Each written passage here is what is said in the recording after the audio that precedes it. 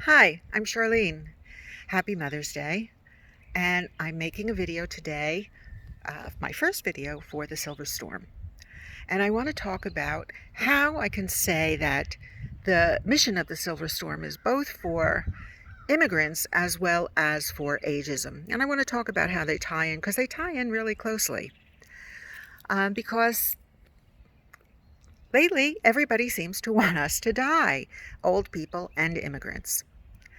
Now, 30 years ago, to give you a little background about age, 30 years ago, all the periodicals talked about the graying of America. Any business periodical you picked up, any business book you read, if you were talking about management or anything like that, or human capital management, especially HR, and it talked about the graying of America and what was going to happen when the boomers, like me, retired or died.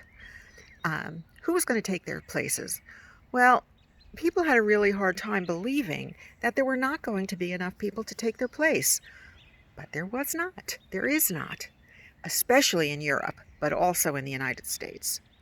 There's a lot of boomers and not a lot of people in the next generations. As most of you know, in the United States, retired people get Social Security. They pay into it through their whole working life, and then they receive money after they retire. This money that they have been paying in is not the money that they receive. The money that they receive is from the generation before them who worked and paid in. And the money that I paid in went to the generation before me. And the generation after me pays for me. That's how it works. Well, what happens when this next generation keeps getting smaller and smaller and smaller? That's a big question. And then you have Trump and his cronies who want to cut Social Security, and because they don't need it, they're rich. But that means that a lot of Americans will starve. But that's another conversation indeed. Then we have the immigrants, the asylum seekers. And we seem to want them to die because we're sending so many of them back to countries like El Salvador and Nicaragua and Honduras and even Haiti on flights that we not lovingly call ICE Air. These are not the countries that the people came from originally. These are just countries we're shipping the people off to as though they were garbage. And many of these, a very large percentage of these people, have symptoms of COVID-19. But we don't give a shit. We're just sending them there anyway. Now, if you listen to America's governor, Andrew Cuomo, he says that all it takes is one person to keep this disease going. Well, we're shipping back lots of people to places that are very, very poor. So their ability to test and to quarantine are, for these new people, it's just about nothing. It's nil. So we're sending them back to their deaths. And then we have the people in the camps, the asylum seekers in the camps, who are sleeping in tents, one on top of the other. And we don't seem to care about them either. One person in there gets it, we're in big trouble, although we are fortunate enough to have some very incredible volunteers working at these camps to try to take care of the people in the camps if they do get any symptoms of COVID-19. So now let's bring this all together. We've always had immigrants in the United States. And I was from New York City, so there was no place where it's more visible in the United States that there are new immigrant populations constantly. It's probably also really visible in parts of California where people from Asia arrive. But in New York City, there's always a new group of immigrants. And what do? They drive taxis, for the most part, not all of them. But they drive taxis, the first generation that comes in, drive taxis, and a lot of the people aren't really happy that they're driving taxis because perhaps they were engineers in their home, but they aren't licensed here, so they drive the taxis. Why? Because they can work the hours that they need. And if they are younger and they want to go to school, they can choose hours around their classes. If they have families to support, they can work more and more hours and assure that their children have the education that they need to become the engineers or whatever it is that they want to be. And then once their children are adults, it's another generation of immigrants that takes care of driving taxis, Ubers, whatever. It doesn't go on from generation to generation. People don't get stuck driving taxis forever because they support their families and they work hard. And it's an amazing thing to watch as this changes. And this is what America has been about. Well, now they don't want to let immigrants in. They don't want to allow asylum seekers in. So what's going to happen? We're going to be in big trouble because who are going to buy the products that we make? You may say, well, we don't make a lot of products here. We're not really a manufacturing country anymore.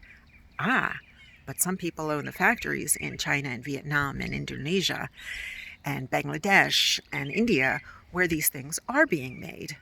They're paying people slave wages and they're putting them in sweatshops, but they are working there. And they are making products that will be sold in the United States, things we think we need, we probably just want. But who's going to buy them? If the next generations are getting smaller and smaller and smaller, who will buy these products? There isn't going to be anybody to buy the products. Who's going to do the jobs? The next jobs that are coming up are going to be more robotic, more technical.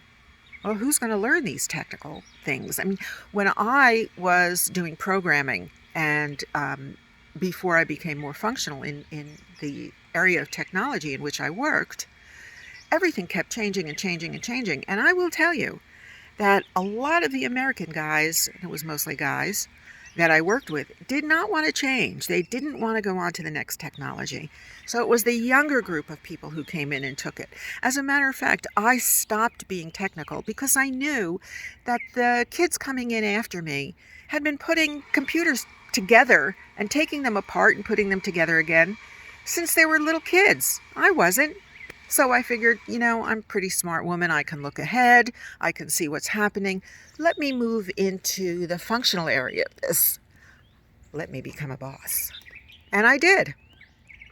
I moved into the technical area. I told into the functional area. I told the technical people what to do.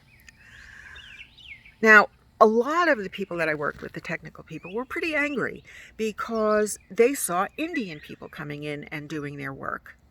And I would say to them at my office, well, do you know how to do this? No. Did you try to find out how to do this? No. Did you take classes in learning how to do this? No. Now, back then, people paid for your classes. My company paid for my entire master's degree. There was no reason that people couldn't take classes to learn this new technology, but they didn't want to. But the younger people coming out of college, American people I'm talking about, they knew it because they wanted these really great jobs. They wanted these jobs that were kind of like playing on a video game or building video things. But then when they got really comfortable in their jobs, they didn't want to change either. So we always depended on bringing in consultants, mostly from other countries. And then these consultants would either leave or they would become citizens. And it just kept going on and on. Now, how many people do you know that are American that are studying robotics, that are really studying artificial intelligence? Not a lot. But people coming into the country know it. And as we talk about, when we go to see the asylum seekers, we see a lot of them are not brains technically. They're not educated in how to do this kind of technology. But would they become educated? Yes. What we need are the boomers to mentor them. And then we're going to have a whole new generation of people who know how to do this stuff. And their children will know how to do this stuff. This is how we tie age and immigrants together. We need both. We desperately, desperately need both. We have the people who can mentor and we have the people who can learn. And they're all the people that our government seems to want to kill. Doesn't seem to make sense, does it? But this is what we have to fight for. We have to fight for our very lives. And happy Mother's Day.